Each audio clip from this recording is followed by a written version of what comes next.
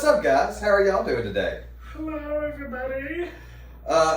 We were doing good until we saw this News Channel 4 article that was posted. We don't understand what News Channel 4 is trying to say. Nashville homebuyers will need at least $200,000 for a down payment. That's an awful lot. That's an awful lot of money for a down payment. An awful lot. That's $200,000. You're talking a down payment on like $1 million plus. Yeah. Well, not even that. You've got your calculator. Let's pull out that calculator. So let's just say $1 million.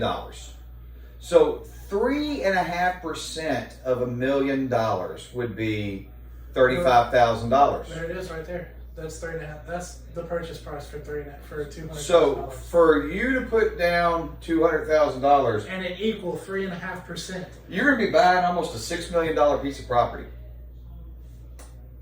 That's a big piece of property. That's a large amount. That's a Franklin home. That is. We got some here in Wilson County. We got a couple. But, more or less, that's, few and far between. Lower Nashville, closer to Williamson County, and further down into Williamson County. That's those kind of houses. Yeah. Now, in the normalcy, if you put 3.5% down, and the average home here in Middle Tennessee is $450,000, which I think we went over on our last video. That's $15,000. It is $15,000. That's a lot different than $200,000. That's a $185,000 difference. $185,000.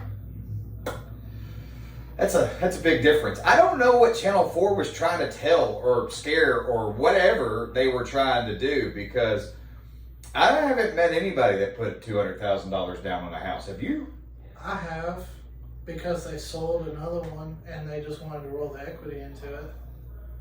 But that's a lot more than 3.5%. It was almost half of their purchase price.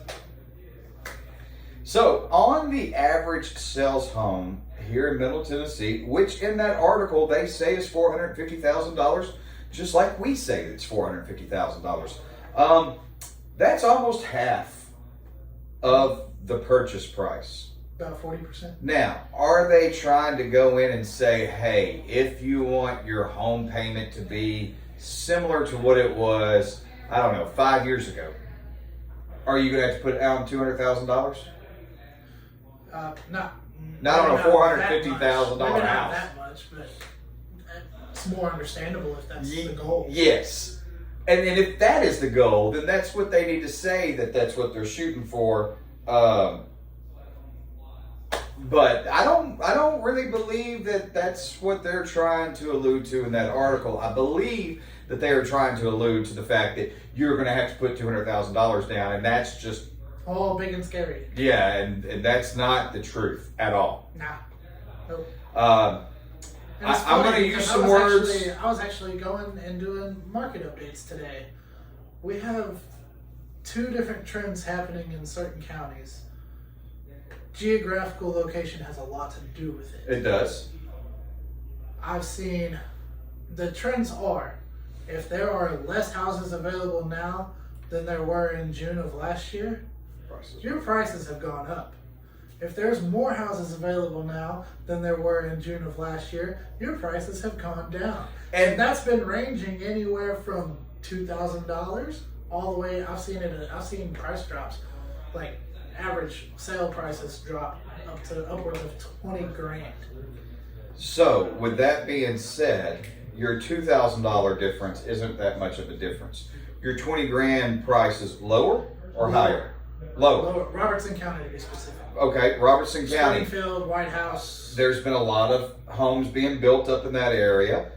They may have overbuilt, and which is why there's a difference in the prices at this point. Similar to Sumner County.